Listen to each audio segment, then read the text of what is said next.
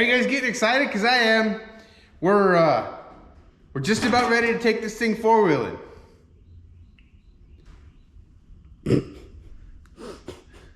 Okay, maybe not just about ready, but we're at the point now where I feel like it's time to go ahead and get all the stuff cleaned out of the inside of the Jeep, and we're going to do Herculiner on the inside of this thing. And we're gonna make a separate video on actually doing that, but we're waiting on suspension parts. We got ready to do the leaf springs and I don't have any bushings. I've got a box full of Jeep leaf spring bushings. Apparently they're all for a CJ, and guess what? A YJ is different. So while we're waiting on that, I decided rather than just sit around and wait for parts, we're gonna go ahead and get the inside of this taken completely apart and stripped down so there's nothing in our way, and we're gonna Herculiner the whole inside of this Jeep. First, we're gonna prep it and do some epoxy primer, and like I said, we'll make a separate video on that, but after we get that done, then we get to finally start putting this back together kind of for the final time. Get the interior in it, get the dash all sorted out, get it painted, get all the gauges plumbed where they go and all the wiring cleaned up, get the steering installed permanently, and by the time we get all that done, we should have the parts for our suspension, and we can get the suspension slapped back on it, and then we can move it in and out while we do all the body work and get the outside done, and also wait for our drive shafts to get built because they're not going to be right, but we can't figure out the drive shaft length because there's no axles in it.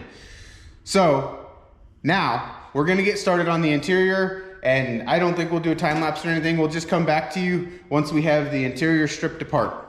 We're also, when we put it back together, going to fix the seats because they're a little rough. Now that it's cleaned out, it is time to start preparing the inside of this for Herculiner. The reason we're doing Herculiner is because, well, we have it. And we bought it to do in the inside of the red truck, and I was really happy with the results. So we're gonna use that in here. And the reason we're doing that is this is gonna be an off-road rig. And you know, you're gonna get in it with muddy feet and potentially bury it to the floorboards in mud, and carpet just not a great idea. And this is, well, I mean, this would work, but it's ugly. So, and it's got all this exposed metal that's already rusting. So we're gonna treat all the rust. We're gonna epoxy prime it to seal everything up. And then we're gonna put the Herculiner over the top of it. But the first thing we have to do is we have to get it all cleaned up. And we're just gonna, it's sitting on jack stands. I'd like to take it outside and degrease everything, but that's not really an option for us right now. So what we're gonna do is clean it all up, and we're gonna wipe it down with probably acetone, because we don't care too much about this paint, and that should get all of the grease and waxes and nastiness out of here so that we can go ahead and start prepping this for our epoxy primer, which it's not gonna take a lot. It's pretty well scuffed, I would say, by the age of it. We got our bed liners all done. I'm really happy with how this turned out. It's gonna be nice. I mean, so think about it. Now we can bury it in the mud, and we don't have to worry about how hard it is to clean the inside of it out. Maybe that wasn't our biggest fear if we buried it in the mud. Well, either way, one less thing to worry about. Wall, we've been working on this and waiting for everything to dry in between coats and everything. Amber can look around. There is cleaned and painted parts everywhere. Who needs a paint booth? This one's my favorite. The bungee cord keeps getting longer and longer. A lot of faith in that bungee cord.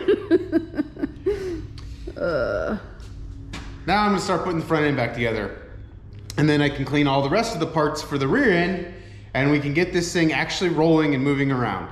So that's what I'm gonna work on now. Probably not gonna show much of it because it's really not that exciting, but I'm gonna get the front end put back together, all new brakes, new rotors, rebuild the calipers, new brake lines, and once that's done, that's one thing that I can now say I'm bolting it in there, and I can tighten it down and torque it, and then it's done. I don't have to take it back off again. Knock on some wood. There's gotta be wood around. There's some wood over here. But yeah, so it's time to actually start putting this thing together for the final time. We still have to deal with the transfer case, but before we can do that, we got to get it off the ground because right now it's a lowrider and I can't get under there. So yeah, I'm gonna work on the front end, and I'll check in with you guys once we have some progress. It finally got warm enough that I don't have to wear a hoodie anymore. Well, at least for a little bit. Anyway, we got all the suspension back under the piece of Jeep here. So we made the calipers lighter by painting them with aluminum paint. Okay, not really, but we got just cleaned it all up, painted all new brake pads, new rotors, greased the bearings, fixed the hubs, got new long stainless steel brake lines so that we won't have any problems with that.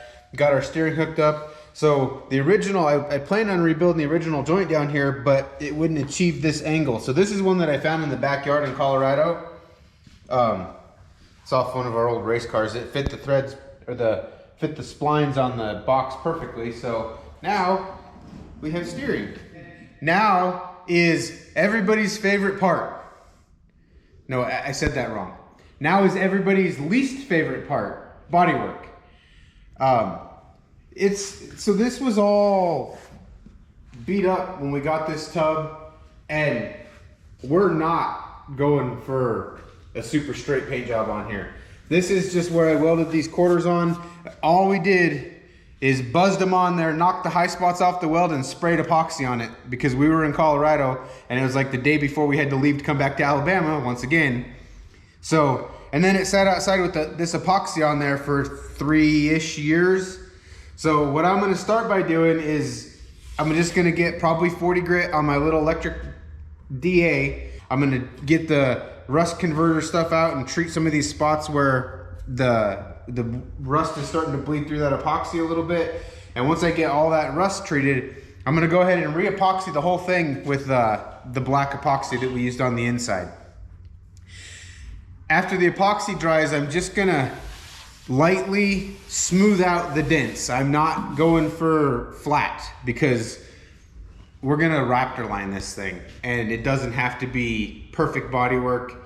I mean, it would be nice if it was, but it's gonna be off-road trail rig. It's not gonna be a show car. So that's the next step. I'm gonna set a time-lapse camera up. I don't know if we're gonna use it, but if we do, cue the time lapse.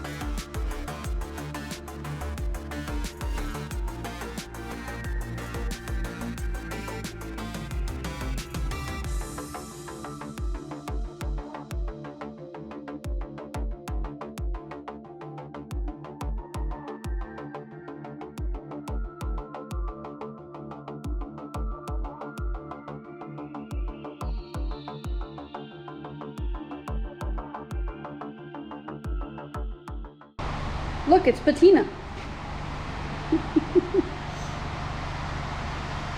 No. No, that's not how patina works. It's just ugly. I'm sure you can tell this Jeep or this tub has quite a bit of filler in it already, and we're fixing to put a whole bunch more on it because I am not trying to metal finish any of this, and I'm not gonna build it up and try to make it completely flat. We're just gonna make it somewhat flat.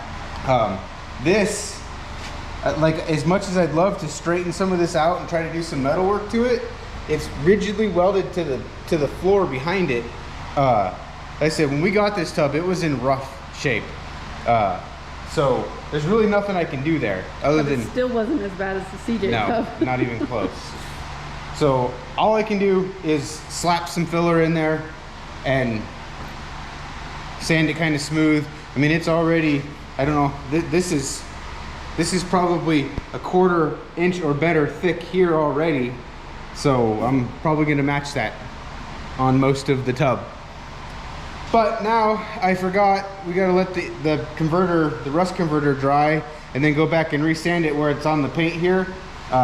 It won't stay on the paint, but it will stay on the rust. So I'll just go back, touch this up, and then mask everything off, and we'll shoot some black epoxy primer on it, and then we're really gonna see how rough this tub is.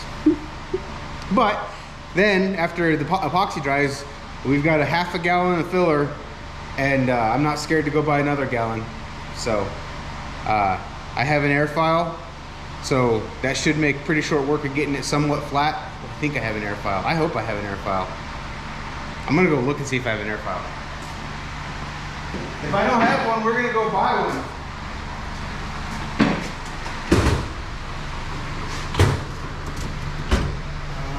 I do. I have an air file. So this is my plan for getting it straight. I have some, I think I have some 80 and some 36 for this. And then I've also got a cheese grater. So we'll start out with that. Surf foam file, whatever you want to call it. Get it somewhat flat. Air file it. I'm not looking at putting 100 coats of this. Like I said, we're not trying to get it completely straight. Gonna get it down, sand it down, DA it, which I know is gonna make it not straight anymore, but we're gonna DA it with like probably 120, primer it again, and spray Raptor on it. So for now, we're letting the rust converter dry.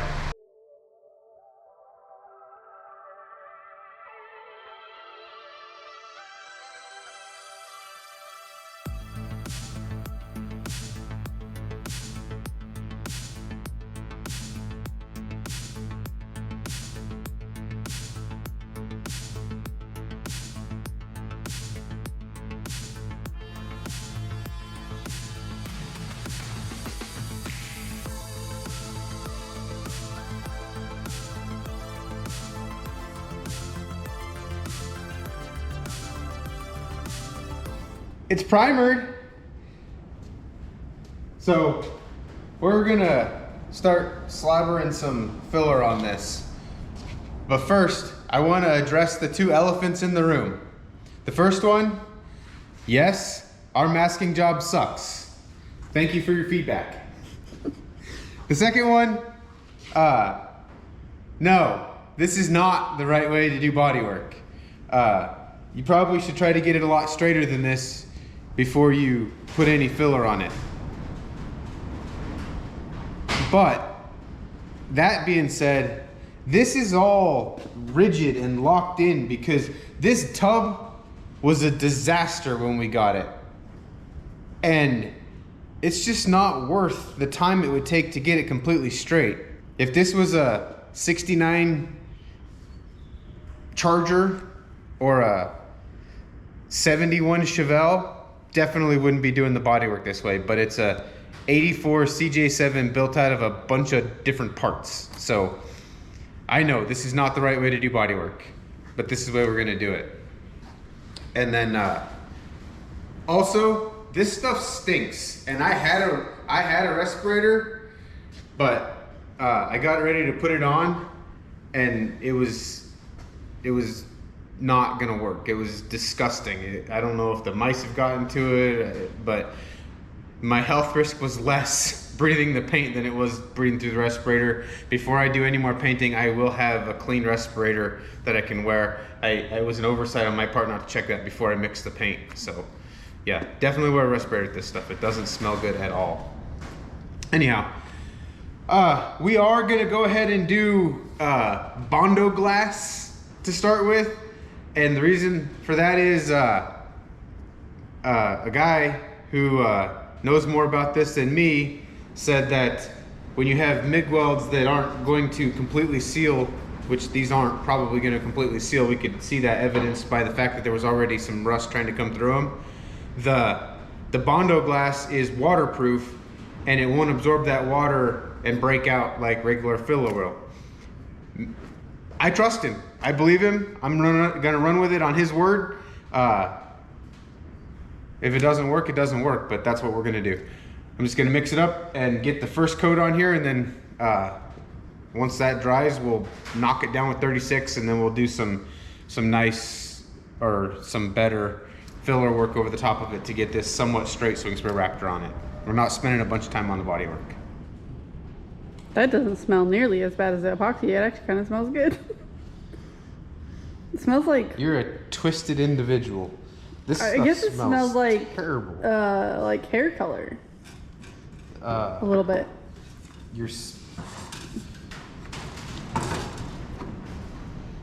Kinda. What kind of hair color have you been putting in your hair? Does it remind you to smell like a salon? So not that I've spent much time in those, but actually, I don't think this smells like a salon, but paint stripper smells very similar to hair bleach, and I'm pretty sure. Sense. I'm pretty sure it's the peroxide in it, from what I remember, that makes it smell so similar to the you know, when you go to like when my mom used to bleach my hair, it smelled like paint stripper she was putting in my hair. Never did try paint stripper in my hair though. I don't think that's a good idea. I don't think it's advisable. End up bald. Bald would be a good outcome from putting paint stripper in your hair, I think. What would be the bad outcome? Not having any skin left. Oh, yeah. I didn't think about getting it on your scalp.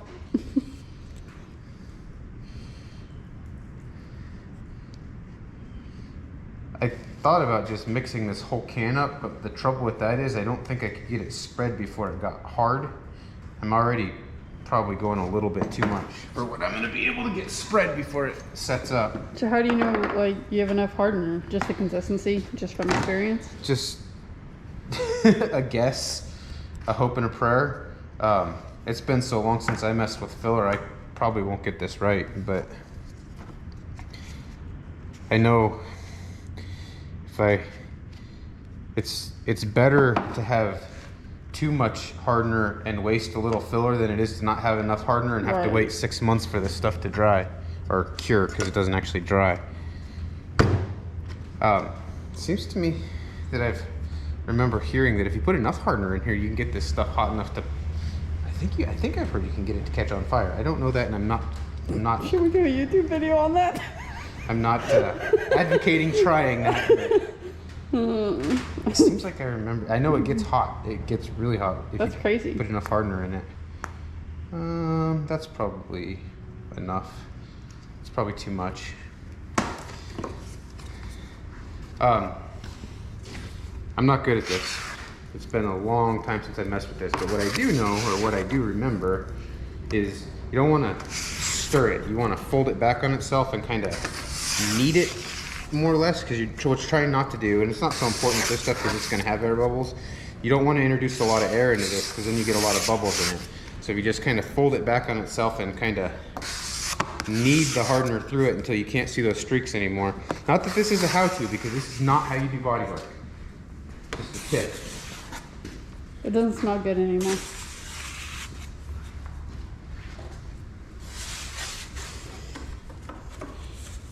Do you feel like an artist? No. Are you, what's the dude's name? Channeling your inner, name. I want to say Bob Vila, but that's a woodworking dude, not a... Who's the painter who does the happy Bob little Ross? trees? There you go. Are you channeling your inner Bob Ross? No, not at all.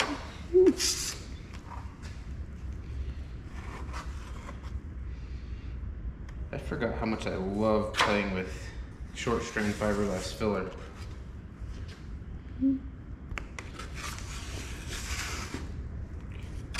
Oh, we're wasting it. Well, that's the first casualty, I guess. I can't get it off there without...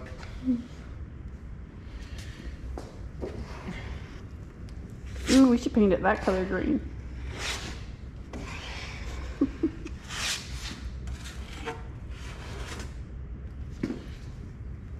What is that like? This is a bad idea. Don't take it off the floor. It'll be full of dirt. Don't sand it down. It's fine. Okay.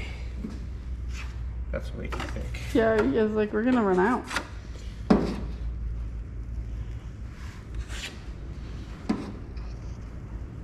Oh, that feels so rough. Feels so rough. Yeah, the body underneath it is rough. It's gonna take a lot to get this Jeep straight.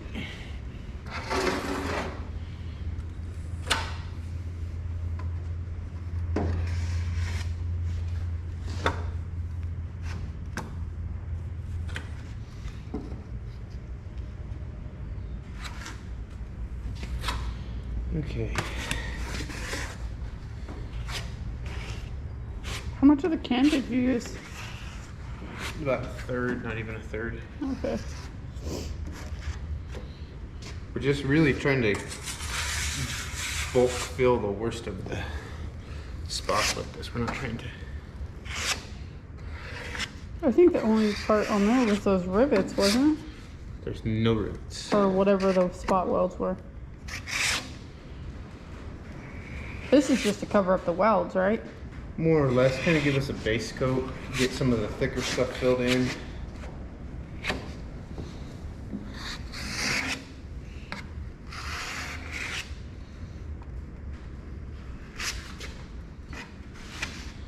This stuff sands really bad, so it's not gonna get like smooth with this stuff.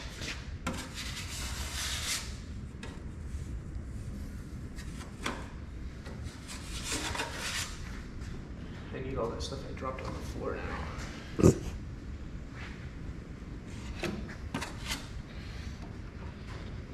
How long does it take to harden usually?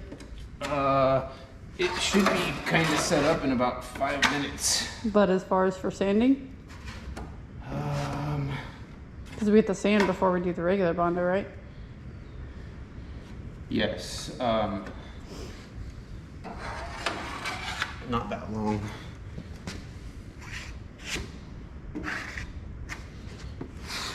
Warning, huge jump cut. So this thing is now straight as a stick. It's way, way, way better than it was. And honestly, I mean, it's not, I mean, there might be an 1/8 to 1/16 in most places. Obviously down here, there's some places where it's a whole lot thicker than that. But for the most part, it's not really even all that thick. It's just taking the worst of it out. There's still dents, there's still high spots, but it's getting Raptor lined. And so that's the next step. We're gonna go ahead and shoot the Raptor on here. I think we're actually gonna do a separate video because it's been, the last thing I Raptor lined, well, actually, I guess the only thing I've ever Raptor lined was my Ram Charger, and that had to be 6, 7 years ago. I don't really remember. So my home paint store, which is still my favorite paint store just because it's the one that I grew up with, in there, in the Raptor liner section, they have these spray out cards. And it's all these different combinations of air pressure and thin it a certain amount, use this tip and use this much air pressure and you get this result, and all kinds of different textures and finishes that you can get out of Raptor liner. Well, that's in Colorado, and I can't remember what I did on the Ram Charger, but I got a pretty good finish on that. So I went to look for some videos on YouTube to kind of give me an idea where to start. there's just not a lot available on how to do what we're gonna do. And I think people are interested in it, maybe not, but it doesn't take us any extra time to shoot a video on it. So we're gonna shoot a video on that, and you'll probably see that. No, you won't. You'll see this before that video comes out. But basically all we're gonna do is thin the Raptor, run it through an HVLP gun with a 2.0 tip, and turn this thing texturized. And then you won't be able to see any of the dents. So we'll check back in with you once that's done. I'm really happy with how it turned out. The texture is awesome. It's not rough, like it's textured, but it's not rough. Like there's a few globs, and you'll get this when you use 7-year-old paint. I don't know if you're gonna be able to see those on camera, but as you wash it, those will wear down. And we got a good example right here. You can see this is our reduced sprayed finish with Raptor, and this is our brushed or rolled rough texture with the Herculiner. And the Raptor turns out similar to this when you spray it out of that gun, or if you roll it, it's pretty similar too. So that's the reason we didn't want this rough. I mean, this is really like sandpaper rough, and it'll be good for the inside of the Jeep, but it would be terrible for the outside of Jeep, in my opinion. I think that's where we're gonna end this video. We've made a lot of progress on our Jeep here. I know it doesn't look like we got a lot done, but we got a lot done.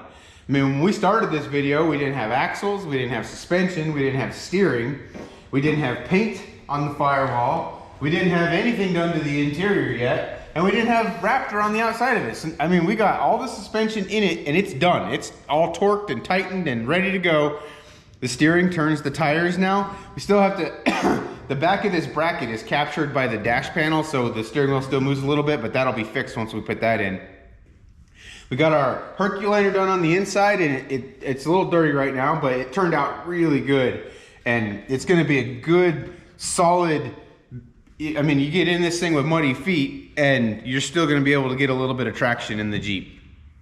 The outside is all done with the Raptor, which should be a good, durable paint job for rubbing trees. And I mean, it's not gonna, you hit a big tree, it's still gonna dent the panel underneath, and the Raptor's probably gonna come off. But if you hit branches, it shouldn't scratch it. Obviously rocks are gonna destroy anything. There's really nothing you can, maybe if we had armor plated it, I don't know. Anyway, but now it's time to start working on the interior, and look for that in our next video. I'm hoping that our next video, we're gonna pretty much have this thing done and ready to go wheeling. I have a piece of Jeep shirt on underneath. No, yeah, I do. This is fun to watch. So if you wanna get your official piece of Jeep shirt, and that's not because this thing is a POS, this is because it has a lot of different Jeeps combined into one. We have our merch shelf down below. Order shirt. If you order a shirt, any proceeds will help finish building this Jeep. Anyway, I hope you guys have enjoyed it.